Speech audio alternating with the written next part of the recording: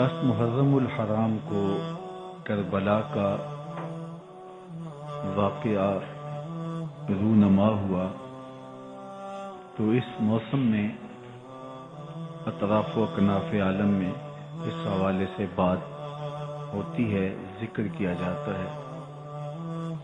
اہل محبت حضرت امام حسین رضی اللہ تعالی عنہ کے حضور خراج عقیدت اور خراج محبت پیش کرتے ہیں۔ یہ حق و باطل کا معرکہ تھا، جھوٹ اور سچ کا مقابلہ تھا، ظلم اور عدل کا ٹکراؤ تھا، خیر اور شر کی لڑائی تھی، دو نظریات کا تصادم تھا۔ ایک طرف امام حسین رضی اللہ تعالی عنہ اور ان کے 72 جانثار تھے، اور دوسری طرف یزید اپنی تمام تر قوت کے ساتھ موجود تھا۔ حضرت امام حسین رضی اللہ تعالی عنہ سے مسلسل آخری وقت تک بیعت کا اسرار رہا، اور آپ آخری سانس تک یزید کی بیعت سے انکار کرتے رہے۔ حضرت امام حسین رضی اللہ تعالیٰ عنہ لڑائی کے لیے نہیں آئے تھے، ورنہ خواتین اور بچے ساتھ لانے کا کوئی مقصد نہیں تھا۔ آلات حرب و ضرب بھی نہیں تھے۔ عرب جو اپنے ساتھ سفر پہ معمول کی تلواریں اور اسلحہ جات رکھتے ہیں وہی تھے، اور آپ کو پیشکش بھی کی گئی۔ ترماح بن عدی بن حاتم نے، یہ حاتم تائی کا پوتا تھا، کہا کہ آپ میرے ساتھ ہمارے علاقے میں چلے جائیں۔ جب مختلف بادشاہوں نے عرب پر قبضہ کیا تو ہمارے قبائلی علاقے اس وقت بھی ان سے محفوظ رہے۔ ہم آزاد قبائل ہیں۔ میں چند دنوں میں آپ کی پشت پر 30,000 کا لشکر کھڑا کر دوں گا جو جانثار ہوگا۔ لیکن حضرت امام حسین رضی اللہ تعالیٰ عنہ نے ترماح بن عدی کی اس پیشکش کو قبول نہیں کیا اور آگے بڑھے۔ دشت نینوا میں، جسے دشت کربلا بھی کہتے ہیں، حر بن یزید ریاحی 500 سواروں کو ساتھ لے کر کے حضرت امام حسین کو محصور کر دیتا ہے، اور پھر یزید کا لشکر وہاں جمع ہونا شروع ہو جاتا ہے۔ 22,000 یا 30,000 کا لشکر امام حسین رضی اللہ تعالی عنہ کے اطراف میں لگا دیا گیا۔ 3 دن تک اس خانوادے کے لیے پانی بند کر دیا گیا۔ پانی کے بغیر تو انسان کی زندگی معطل ہو جاتی ہے، اور 3 دن کی مسلسل پیاس، اور پیاس میں بلکتے 6 ماہ کے بچے، خواتین اور بوڑھے۔ لیکن عزیمت کی راہوں کے یہ مسافر کسی صورت بھی یزید سے بیعت کرنے پہ آمادہ نہ ہوئے۔ یہ ایک ہیلا تھا کہ پانی بند کریں گے، بچے بلکیں گے، خواتین بے چین ہو جائیں گی تو یہ مجبور کر دیے جائیں گے۔ لیکن کہا تم جو کرنا ہے کرو۔ یہ بات طے شدہ ہے کہ ہم یزید سے بیعت نہیں کریں گے۔ پھر 3 ماہ پانی بند کرنے کے بعد حضرت امام حسین رضی اللہ تعالیٰ عنہ اور ان کے خاندان کو جس طرح ذبح کیا گیا، یہ ایک دردناک کہانی ہے۔ 72 افراد کربلا میں شہید کر دیے گئے۔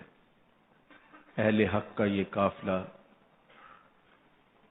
بھوک اور پیاس سے نڈھال تھا، لیکن عزیمت کی راہوں کا یہ مسافر سرنگوں نہیں ہوا اور یزید کے ہاتھ پہ بیعت نہیں کی۔ امام حسین رضی اللہ تعالی عنہ آپ کے بیٹے، بھائی، بھتیجے، بھانجے، اعیان و انصار، محبین شہید کر دیے گئے۔ 70 لوگ آپ سے پہلے شہید کیے گئے، پھر امام حسین رضی اللہ تعالی عنہ شہید کر دیے گئے۔ سوید نامی ایک زخمی وہ چھری لے کر کے حملہ آور ہوئے اور وہ بھی شہید کر دیے گئے. یہ کربلا کے آخری شہید تھے جو حضرت امام حسین کے بعد شہید ہوئے.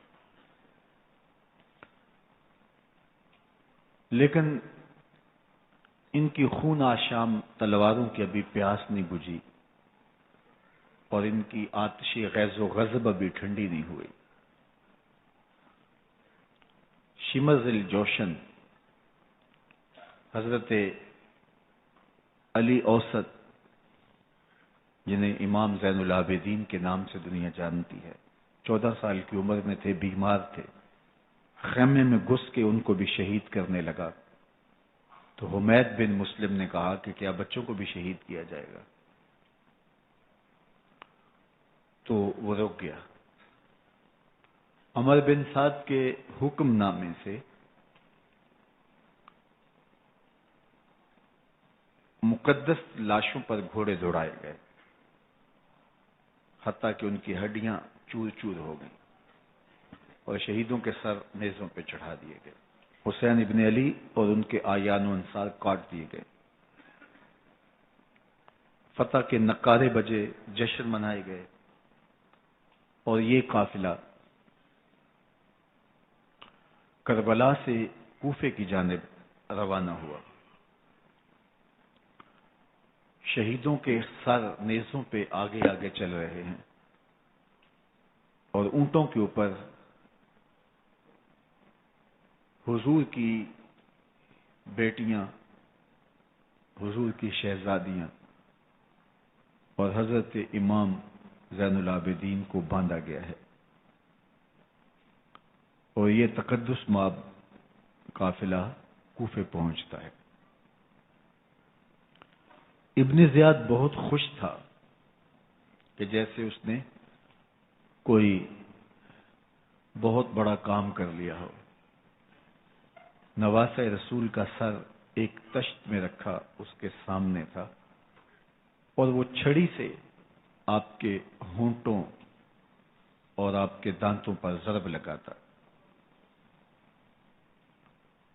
حضرت زید بن ارقم رضی اللہ تعالی عنہ صحابی رسول اس مجلس میں موجود تھے. وہ کھڑے ہو گئے. غصے سے ان کا بدن کانپ رہا تھا اور آپ نے کہا، ظالم، چھڑی کو یہاں سے ہٹا لے. میں نے خود ان آنکھوں سے رسول اللہ کو یہ ہونٹ چومتے ہوئے دیکھا ہے. ابن زیاد غصے میں بفرا ہوا بولا، اگر تو بوڑھا نہ ہوتا تو میں تیری گردن اڑا دیتا.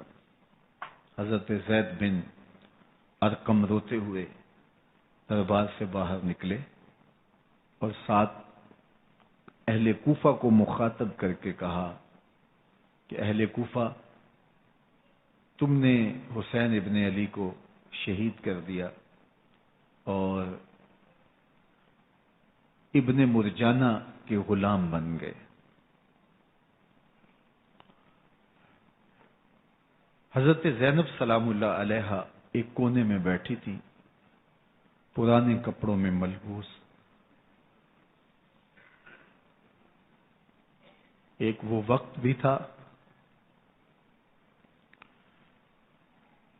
کہ سیدہ زینب سلام اللہ علیہا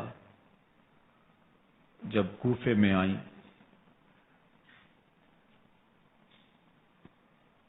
سیدنا علی المرتضیٰ کے زمانے میں، ان کے دور خلافت میں دارالخلافہ کوفہ متعین ہوا. تو یہ مدینے سے کوفے آئیں تو اس وقت کوفے کی معزز خواتین نے ان کا استقبال کیا. خلیفۃ المسلمین کی شہزادی، رسول اللہ کی بیٹی سیدہ فاطمہ الزہرا کا عکس حضرت زینب سلام اللہ علیہا کوفے میں داخل ہوئیں.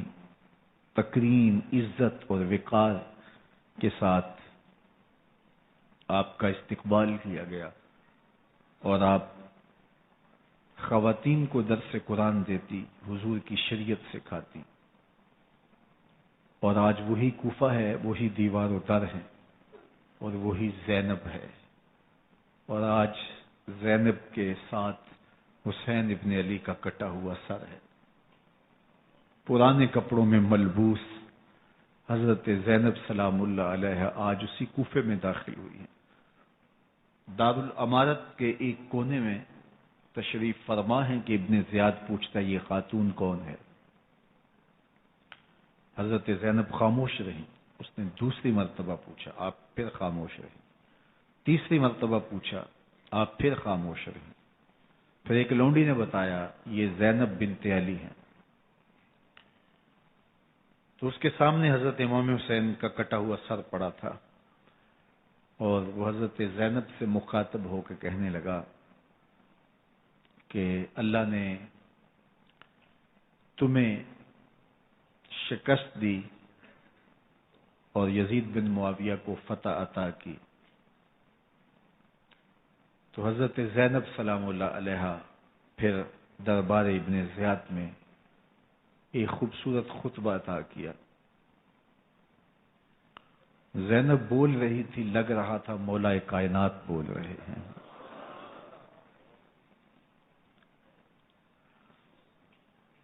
یہ خطبہ بامر مجبوری تھا، ابن زیاد کی خرافات کا جواب تھا۔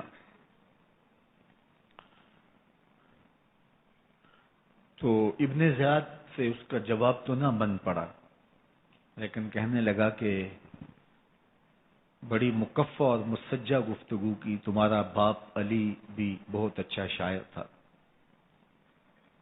تو سیدہ زینب سلام اللہ علیہ نے فرمایا ہمیں مکفہ گفتگو سے کیا غرض، یہ تو ایک حقیقت ہے جو ہم نے بیان کی۔ تو حضرت علی اوسط امام زین العابدین بھی پاس تھے، تو دیکھ کر کے کہنے لگا کہ یہ لڑکا کون ہے؟ تو فرمایا میں علی بن حسین ہوں۔ تو کہا کہ انہیں تو قتل کر دیا گیا۔ کہا وہ میرے بھائی تھے اور ان کا نام بھی علی تھا، میرا نام بھی علی ہے۔ تو اس نے کہا کہ اس لڑکے کو لے جاؤ اور قتل کر دو۔ حضرت زینب علی اوسط امام زین العابدین کے ساتھ چمٹ گئیں اور کہا کہ اگر تم اسے قتل کرو گے تو اس کے ساتھ مجھے بھی قتل کرنا ہوگا۔ تو ابن زیاد کہنے لگا کہ یہ عورت سچ کہتی ہے، واقعی اس کے جذبات یہی ہیں۔ اور الصلاۃ جامعہ کی پکار کے ساتھ مسجد کوفہ میں آ گیا۔ کوفے کے لوگ سارے ابن زیاد کے سامنے تھے۔ امام حسین کا کٹا ہوا سر ابن زیاد کے سامنے تھا، اور اس نے کہا کہ اللہ نے یزید بن معاویہ کو فتح دی اور کذاب ابن کذاب معاذ اللہ حسین ابن علی کو شکست دی۔ جب اس نے یہ بات کہی تو عبداللہ بن عفیف الازدی رضی اللہ تعالی عنہ موجود تھے، وہ کھڑے ہو گئے۔ غصے سے ان کا بدن کانپ رہا تھا، اور آپ نے پوری ہمت کے ساتھ ابن زیاد کو جواب دیتے ہوئے کہا، ظالم، حسین سچا، حسین کا باپ بھی سچا، تو جھوٹا، تیرا باپ بھی جھوٹا، جس نے تجھے امیر بنایا وہ بھی جھوٹا۔ تو ابن زیاد نے جب اپنے بارے عبداللہ بن عفیف سے یہ بات سنی تو اس نے حکم دیا کہ ان کا سر کاٹ دیا جائے، اور پھر حضرت عبداللہ ابن عفیف رضی اللہ تعالی عنہ کو شہید کیا گیا اور ان کی لاش کو سولی چڑھا دیا گیا۔ حق کی راہ کے یہ مسافر اپنی جان کس طرح راہ خدا میں سپرد کر رہے تھے۔ اہل کوفہ سہمے ہوئے، ڈرے ہوئے ابن زیاد کے دربار میں بیٹھے تھے، اور امام حسین رضی اللہ تعالی عنہ کے قتل کا، ان کی شہادت کا انہیں دکھ تو تھا، لیکن ان کے اندر ہمت، طاقت اور توانائی نہیں تھی۔ ان کی تلواریں یزید کے ساتھ رہیں اور دل امام حسین رضی اللہ تعالی عنہ کے ساتھ رکھنے کی بات کرتے تھے۔ پھر یہ قافلہ کوفہ سے چلتے چلتے دمشق کی جانب عازم سفر ہوا. ایک اونٹ پہ تین لوگوں کو سوار کیا گیا تھا. امام زین العابدین کو سوار بھی کیا گیا اور بدن پر زنجیریں بھی باندھی گئیں. جکڑ کر کے سواری پہ بٹھایا گیا. اللہ اکبر. جہاں جہاں سے یہ لوگ گزرتے لوگوں کو ان کی حالت پہ رحم آتا. بہت سارے لوگ نہیں جانتے تھے یہ کون ہیں. عمومی طور پہ راستوں میں یہی بتایا گیا کہ کچھ باغی لوگ ہیں جنہوں نے حکومت سے بغاوت کی تو ان کے کیفر کردار تک پہنچا دیا گیا. راستے میں ایک گرجا گھر آیا اور وہاں یہ لوگ رات رکتے ہیں. گرجا گھر کی دیوار پہ لکھا ہوا تھا اترجو امت قتلت حسین شفاعت جدہ یوم الحساب. کیا وہ امت جنہوں نے حسین ابن علی کو شہید کیا قیامت کے دن انہی کے نانے سے شفاعت مانگیں گے؟ کس منہ سے شفاعت طلب کریں گے؟ اسی حسین ابن علی کے نانا سے جن کے بیٹے کو، جن کے شہزادے کو، نواسے کو ان لوگوں نے شہید کیا. جب یہ تقدس مآب قافلہ دمشق پہنچا تو راستے میں ایک شخص قرآن مجید کی تلاوت کر رہا تھا. اپنے مکان کی چھت پہ بیٹھ کے تلاوت کر رہا تھا اور یہ قافلہ اس طرح سے گزر رہا تھا کہ شہیدوں کے کٹے ہوئے سر نیزوں کی نوک پہ تھے اور عصمت شیار خواتین اور امام زین العابدین اونٹوں پہ بندھے ہوئے تھے. تو پڑھنے والا تلاوت کر رہا تھا کہ کہف اور رقیم یہ ہماری نشانیوں میں سے بڑی عجیب نشانیاں ہیں. تو جب وہ پڑھ رہا تھا تو سر حسین سے آواز آئی یا تالی القرآن، اے قرآن پڑھنے والا. اصحاب کہف سے زیادہ عجیب قتلی و حملی، میرا قتل کرنا اور نیزے کی نوک پہ چڑھایا جانا ہے. یہ قافلہ یزید کے دربار میں پہنچتا ہے. یزید بہت خوش ہوا اور اس نے حضرت امام زین العابدین رضی اللہ تعالیٰ عنہ سے کہا کہ تمہارے باپ نے میری حکومت کے خلاف بغاوت کی اور وہ اپنے انجام کو پہنچے. تو آپ نے جواب میں قرآن مجید کی آیات کی تلاوت کی اور اہل بیت کے مناقب اور فضائل بیان کیے. سیدہ زینب سلام اللہ علیہا کا ایک خطبہ اہل بیت کی عظمت، مناقب اور فضائل میں یزید کے دربار میں اپنی انوکھی اور البیلی شان رکھتا ہے. یزید پہلے تو خوش ہوا لیکن جب اس نے لوگوں کے چہرے دیکھے تو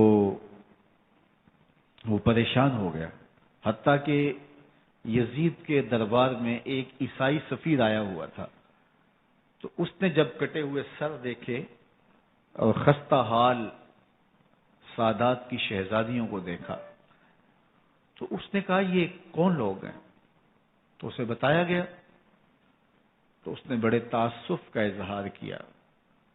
کہا کتنے بد نصیب لوگ ہو، ہمارے پاس حضرت عیسیٰ علیہ السلام کے گدھے کا کھر موجود ہے اور ہم اسے بھی عزت کی جگہ پہ رکھے ہوئے ہیں، اور تم کتنے بدبخت ہو اپنے رسول کے نواسے کو شہید کر دیا. بے مروت بے وفا تیرا بھی کیا افسانہ ہے، جس نے اپنی ہی شمع کو گل کیا تو وہ پروانہ ہے.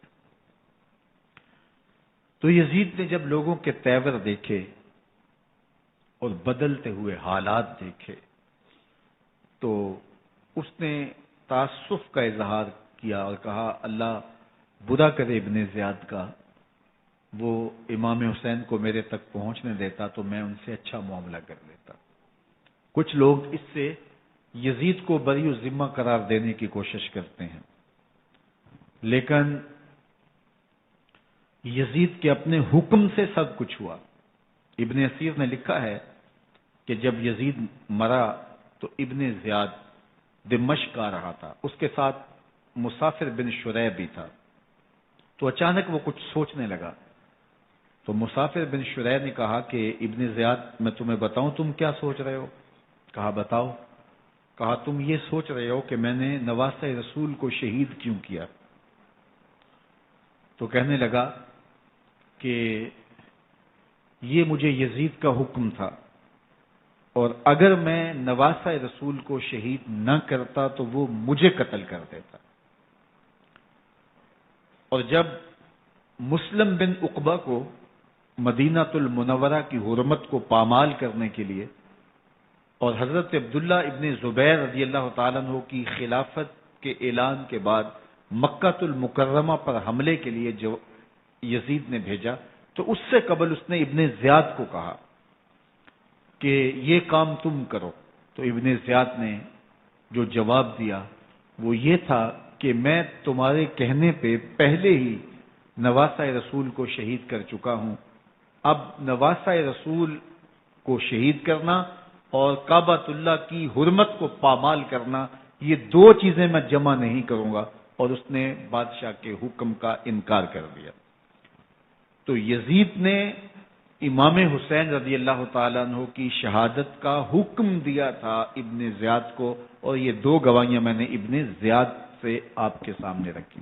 باقی اس کا یہ سیاسی پینترا کہ وہ تعصب کا اظہار کرے، تو قاتل کی پشیمانی مقتول کی اہمیت تو بڑھا سکتی ہے، لیکن قاتل کے دامن سے قتل کا داغ نہیں دھو سکتی۔ تو حضرت امام حسین رضی اللہ تعالی عنہ کا قتل یزید کو اب نظر آ رہا تھا مجھے بہت مہنگا پڑے گا، آخرت تو برباد ہوئی ہی ہوئی، دنیا بھی میں نے برباد کر لی، اور میری حکومت بھی مستحکم نہیں رہ سکے گی۔ تو اب اس نے یہ کہنا شروع کر دیا کہ خدا برا کرے ابن مرجانہ کا کہ وہ راستہ دے دیتا اور امام حسین کو میرے تک پہنچ دیتا۔ حضرت امام زین العابدین سے اب وہ لجاجت کرنے لگا اور کہنے لگا کہ حضرت آپ کچھ ارشاد فرمائیے۔ تو آپ نے تین چیزیں ارشاد کی۔ آپ نے فرمایا ایک تو ہمیں خیریت سے مدینے بھیج دو، اور دوسری بات کہ قاتلان حسین کو ان کے کیفر کردار تک پہنچاؤ، اور تیسری بات مجھے دمشق کی جامعہ مسجد میں خطبہ جمعہ کی اجازت دو۔ اس نے کہا کہ خطبہ جمعہ کی اجازت بھی دیتا ہوں، آپ کو خیریت سے مدینہ المنورہ بھی روانہ کر دیا جائے گا، لیکن قاتلان حسین کو کیفر کردار تک پہنچانا یہ میرے بس میں نہیں ہے، یہ ممکن نہیں ہے۔ اب مجھے بتائیے، حاکم وقت ہو اور اتنا بڑا سانحہ اور واقعہ ہو گیا ہو، تو وہ وہیں کھڑے کھڑے معذرت کر لے کہ یہ اس بات کو رہنے دو، تو اس کا مطلب سمجھنے میں کسی بھی باشعور شخص کو دیر نہیں لگتی۔ اسے چاہیے تھا کہ وہ کہتا کہ میں اس کی تحقیق کروا کے جو بھی مجرم ہے وہ کیفر کردار تک پہنچے گا، اور آپ نہ بھی کہتے تو یہ میں کرتا چونکہ میں حاکم وقت ہوں۔ لیکن اس نے فوراً کہا کہ یہ ممکن نہیں ہے، تو اس کا مطلب کیا کہ مجرم میں خود ہوں، تو میں اس سے جو ہے وہ بچنا چاہتا ہوں۔ تو اس نے حضرت امام زین العابدین کو کہا دو شرطیں تو قبول ہیں، لیکن یہ تیسری شرط قبول نہیں ہے اور یہ ممکن نہیں ہے۔ تو یہ واضح اس بات کا اشارہ ہے کہ یزید کے حکم سے، اس کی منشا سے اور اس کے کہنے سے حضرت امام کو شہید کیا گیا، اور اس نے حضرت امام حسین رضی اللہ تعالی عنہ کے مبارک لبوں پر چھڑیاں بھی ماری اور آپ کے دانتوں پر ضربیں لگائیں چھڑیوں کی۔ وہ تو ایک صحابی وہاں موجود تھے جو کھڑے ہو گئے، انہوں نے کہا ارفع ھذا القدید عن ھاتین الشفتین، ان ہونٹوں سے چھڑی ہٹا لے، میں نے ان آنکھوں سے رسول اللہ کو یہ ہونٹ چومتے ہوئے دیکھا ہے۔ جس طرح ابن زیاد کے دربار میں ہوا تو یہاں بھی ہوا۔ اللہ اکبر۔ تو یزید اپنے تئیں خوش تھا، لیکن لوگوں کے احتجاج کی سکت نہیں لا سکتا تھا کہ نواسہ رسول کو شہید کر دیا گیا، تو وہ یوں اپنی بات کو چھپانا چاہتا تھا، اور بات ابن مرجانہ ابن زیاد پہ ڈالنا چاہتا، لیکن ابن زیاد کہتا ہے کہ اگر یزید کے کہنے پہ میں امام حسین کو قتل نہ کرتا تو میں قتل کر دیا جاتا، اور میں غزوہ کعبہ اور قتل امام حسین دونوں کو جمع نہیں کر سکتا، لہٰذا اب میں یزید کا یہ حکم نہیں مانوں گا، اس نے پہلے مجھ سے بہت بڑی زیادتی کروائی ہے۔ یہ تاریخ کی معتبر کتابوں کے اندر موجود ہے۔ اب یزید نے کہا دو باتیں مان لیتا ہوں، آپ کو مدینہ المنورہ بھی رخصت کر دیتے ہیں، اور دوسرا آپ کو مسجد دمشق میں خطبہ کی اجازت بھی دیتے ہیں۔ اللہ اکبر، یہ وقتی تصرف تھا اس کا، ورنہ یہ کون ہے اجازت دینے والا؟ ممبر تو حسین ابن علی کے نانے کا ہے۔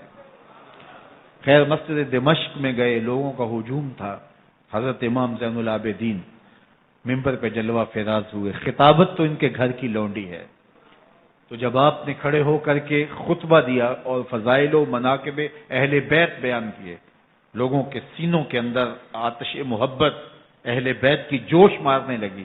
یزید ڈر گیا کہ اگر کچھ دیر خطبہ جاری رہا تو کہیں ایسا نہ ہو کہ لوگ میرے خلاف اٹھ کھڑے ہوں، تو اس نے مؤذن کو اشارہ کیا اور وہ اذان دینے لگا، تو اس نے کہا اللہ اکبر اللہ اکبر، تو حضرت امام زین العابدین نے کہا اس میں کوئی شک نہیں کہ اللہ سب سے بڑا ہے۔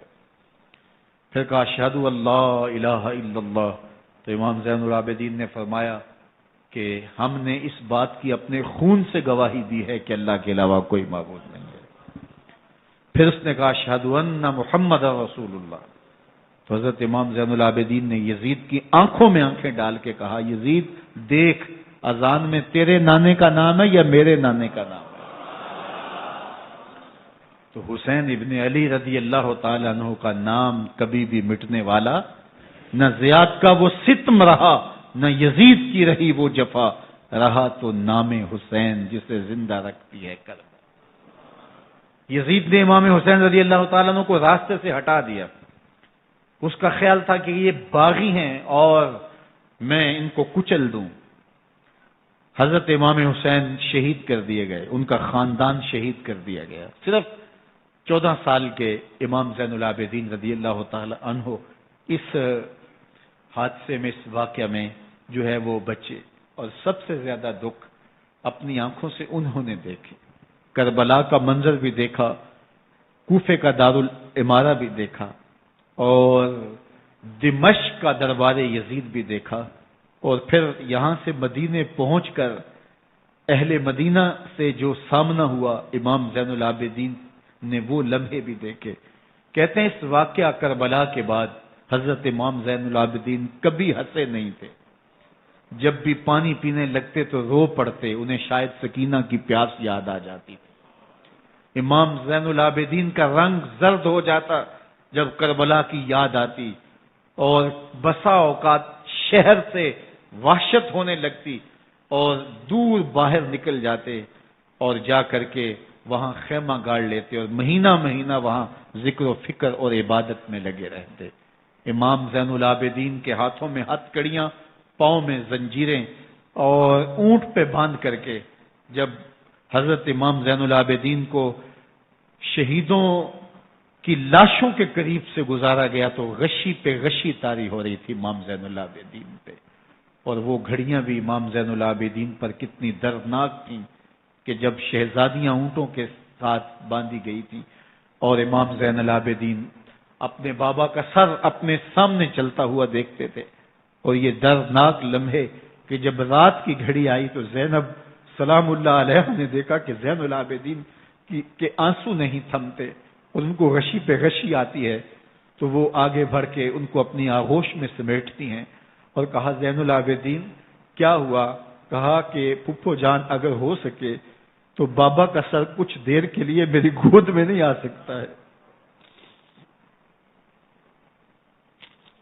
وہ وقت بھی امام زین العابدین پہ آتا جب زخم اور درد اور دکھ حد سے تجاوز کرتے ہیں تو زین العابدین مدینہ کی طرف منہ کر لیتے ہیں اور حضور کی بارگاہ میں ہوا کے ہاتھوں پیغام بھیجتے ہیں، ان نلت یا ریح الصبا یوما الی ارض الحرم بلغ سلامی روزتن فیہا النبی المحترم یا رحمت للعالمین ادرک لزین العابدی محبوس عید الظالمی فی الموکب والمزدحم۔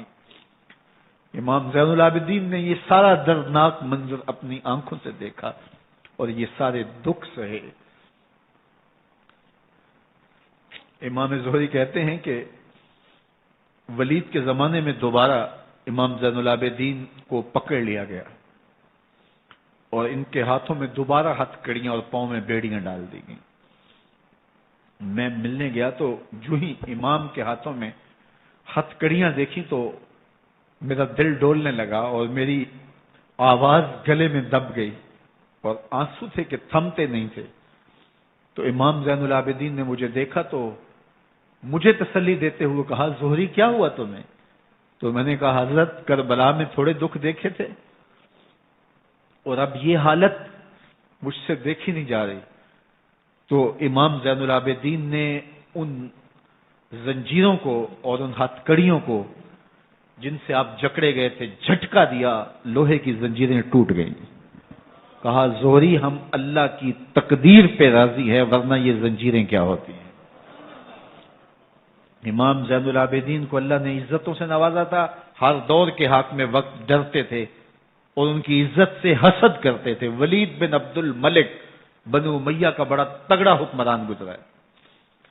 ایک دن طواف کرتے کرتے حجر اسود کے سامنے آیا اور اس کے دل میں آیا کہ میں حجر اسود کو بوسہ کروں، لیکن رش اتنا تھا کہ آگے بڑھنے کی ہمت نہ ہوئی اور پیچھے ہٹ کے کھڑا ہو گیا کہ رش کم ہوتا ہے تو میں حجر اسود کو چومتا ہوں۔ اتنے میں امام زین العابدین رضی اللہ تعالی عنہ وہ بھی طواف کرتے کرتے حجر اسود کے قریب آئے، ایک لمحے کے لیے توقف کیا، لوگوں نے راستہ چھوڑ دیا۔ امام زین العابدین آگے بڑھے، حجر اسود کو چوما، پھر آگے بڑھ گئے۔ ولید بن عبد الملک کو بڑا غصہ آیا کہ لوگوں نے میرے لیے تو راہیں نہیں چھوڑی اور زین العابدین کے لیے راہیں چھوڑ دی ہیں۔ تو وہ اپنے درباری شاعر کو، فرزدق کو جو اس کے ساتھ کھڑا تھا، اس کو پوچھتا ہے، من ھذا، یہ کون ہے؟ حالانکہ اسے پتا تھا یہ امام زین العابدین ہے۔ بعض اوقات سوال تفہیم کے لیے کیا جاتا ہے، سمجھنے کے لیے کیا جاتا ہے، اور بعض اوقات سوال تحقیر کے لیے کیا جاتا ہے۔ جس طرح کسی شخص کو آپ پسند نہ کرتے ہو اور وہ کوئی کام کرے تو آپ کہتے ہیں یہ کون ہے، یہ کون ہے؟ تو اس نے کہا من ھذا، یہ کون ہے؟ اب فرزدق شاعر تھا اور درباری شاعر تھا، اسے اچھی طرح پتا تھا کہ من ھذا سے بادشاہ کیا سننا چاہتا ہے، لیکن آج اس کی غیرت ایمانی جاگی۔ بادشاہ نے کہا من ھذا، یہ کون ہے؟ تو فرزدق نے بادشاہ کی آنکھوں میں آنکھیں ڈال کے کہا، بادشاہ تو نہیں جانتا یہ کون ہے؟ اس کو تو بطحا کے سنگ ریزے بھی جانتے ہیں، اس کو تو زمین والے بھی جانتے ہیں، آسمان کے فرشتے بھی جانتے ہیں۔ یہ فاطمہ کا بیٹا ہے، یہ علی کا شہزادہ ہے، یہ رسول اللہ کا نواسہ ہے۔ تیرا من ھذا کہنا اس معرفہ کو نکرا نہیں کرے گا، یہ کل بھی معرفہ تھا، یہ آج بھی معرفہ ہے۔ کھڑے کھڑے امام زین العابدین کی شان میں ایک طویل قصیدہ لکھ دیا۔ بادشاہ تو اس سے کچھ اور سوچ رہا تھا، الٹ ہو گیا، اس نے ایک فرزدق کو جیل میں ڈال دیا۔ امام زین العابدین کو پتا چلا آپ نے اشرفیوں کی 2 تھیلیاں خادم کے ہاتھ بیچی کہ ہماری وجہ سے تمہارے اوپر یہ افتاد پڑی ہے۔ تو اس نے تھیلیاں قبول کی، چوما آنکھوں سے لگائیں اور پھر خادم کے ہاتھ میں دیتے ہوئے کہا، امام کو میرا سلام دے دینا اور کہنا حضرت ساری زندگی نے ٹگوں کے لیے، ان پیسوں کے لیے، اشرفیوں کے لیے شاعریاں کی ہیں، یہ جو میں نے قصیدہ لکھا ہے آپ کے نانا کی شفاعت کے لیے لکھا ہے۔ جو دلوں کو فتح کر لے وہی فاتح زمانہ۔ امام حسین کو تو کاٹ دیا گیا نا، اس لیے کاٹ دیا گیا کہ یہ ہماری حکومت سے بغاوت کر رہے ہیں، انہوں نے یہ کہا، بہانہ یہ بنایا، نظم حکومت میں یہ مخل ہو رہے ہیں، لہذا انہیں شہید کر دیا گیا۔ نہ صرف انہیں شہید کیا گیا، سر کاٹے گئے، نیزوں کی نوک پہ چڑھائے گئے، لاشوں پہ گھوڑے دوڑائے گئے۔ کیا کیا ظلم تھا، کیا کیا جبر تھا جو روا نہیں رکھا گیا۔ پیاسا رکھا گیا، بھوکا رکھا گیا، 6 ماہ کے بچے بھی نہیں چھوڑے گئے۔ امام حسین جب حضرت علی اصغر کو اپنے ہاتھوں پہ اٹھا کے فرات کے کنارے جا کھڑے ہوئے تو آپ نے اشقیاء سے مخاطب ہو کے کہا کہ تمہاری لڑائی تو مجھ سے ہے، اس 6 ماہ کے بچے نے تمہارا کچھ نہیں بگاڑا۔ چلو سے پانی بھرا تاکہ اصغر کا حلق تر ہو جائے، تو پانی ابھی حلق تک نہیں پہنچا، 2 شاخہ سنسناتا ہوا تیر آیا اور علی اصغر کا گلا چیر گیا۔ اور کہتے ہیں وہ جو تیر تھا جو حضرت علی اصغر کا گلا چیر کے آگے گزرتا ہے، وہ تیر تھا جو جانوروں کو مارنے کے لیے استعمال کیا جاتا ہے۔ گردن لٹک جاتی ہے، خون بہنے لگتا ہے۔ امام حسین اس خون کو آسمان کی طرف اچھال کے کہتے ہیں مالک حسین کی یہ قربانی بھی قبول فرما لے۔ نسل مٹا دی گئی، شہید کر دیے گئے، گھوڑے دوڑائے گئے، سادات کرام عصمت شعار پیغمبر زادیوں کو اونٹوں پہ بٹھایا گیا، رسیوں سے جکڑا گیا، چادریں چھیننے کی کوشش کی گئی، کیا کچھ نہیں ہوا۔ تاریخ دردناک ہے، اور یہ پیغمبر کے ماننے والوں نے، کلمہ پڑھنے والوں نے یہ سب کچھ کیا۔ بے مروت، بے وفا، تیرا بھی کیا افسانہ ہے، جس نے اپنی ہی شمع کو گل کیا تو وہ پروانہ ہے۔ لیکن یزید کی دلیل یہ تھی کہ یہ حکومت کا نظم چلتا ہے، اسے چلنے دیا جانا چاہیے، انہوں نے کیوں رکاوٹ ڈالی ہے، لہذا یہ باغی ہیں، ان کو کاٹ دیا جائے۔ میں کہتا ہوں امام حسین کو شہید کر دیا گیا، ان کے اعیان و انصار کو شہید کر دیا گیا، پورے خاندان کو پیاسا رکھ کے ذبح کر دیا گیا، 6 ماہ کے بچے بھی نہیں چھوڑے گئے، 80 سال کے بوڑھوں کو بھی شہید کیا گیا، خواتین کو اونٹوں پہ بٹھایا گیا اور گلی گلی عصمت معاب پیغمبر رحمت کی شہزادیوں کو کوفے اور دمشق کے بازاروں کے اندر بھرایا گیا۔ تو مجھے بتائیں اس کے بعد یزید کی حکومت نے کیا کیا، ان کا کیا کارنامہ تھا؟ کتنے محدث پیدا ہوئے، کتنے مفکر پیدا ہوئے، کتنے جرنیل پیدا ہوئے، کتنے صوفی پیدا ہوئے؟ کون تھا جو ان کے تخت و تاج اور ان کی حکومت جس کو بچانے کے لیے اتنا بڑا حادثہ کر دیا اور پیغمبر کے بیٹوں کو شہید کر دیا؟ تو کیا پھر اس حکومت نے کیا یزید نے؟ یزید کا اپنا بیٹا تخت پہ بیٹھنے کے لیے تیار نہیں تھا۔ 6 ماہ کے بعد اس کی لاش گھر سے نکلی، اس نے کہا کہ یہ تخت جو ہے وہ آل رسول کے خون پہ بنا ہے، میں اس پہ نہیں بیٹھوں گا، اور رسوا ہو گئے۔ اور یزید جس کو زوم تھا کہ میں اتنی بڑی سلطنت کا مالک ہوں، اس کو بچانا ہے، اس سلطنت نے اسلام کے لیے کیا کیا؟ مجھے بتاؤ، کون سے جرنیل پیدا کیے، کون سے حکمران پیدا کیے، اس نے کون سے توانا لوگ پیدا کیے، کون سے محدث، کون سے مفکر، کون سے مسلح پیدا کیے؟ اور جس خاندان کو کاٹ دیا گیا، صرف ایک 14 سال کا علی اوسط زین العابدین بچا۔ اور ذرا حسین ابن علی کی نسل دیکھو، جعفر صادق کس نسل سے ہیں، باقر العلوم کس نسل سے ہیں، حضرت غوث اعظم کس کے شہزادے ہیں، حضرت داتا گنج بخش علی حجویری کس کے بیٹے ہیں، اور حضرت معین الدین چشتی اجمیری کس کے بیٹے ہیں؟ آج زمانے کو جو بھی دیا ہے حسین کے بیٹوں نے دیا ہے۔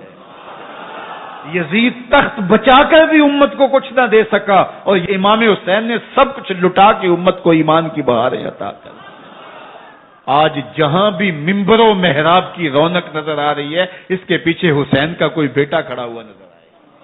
اللہ اکبر! اس دین کے خاکے میں رنگ ہی حسین ابن علی کے خون نے بھرا ہے۔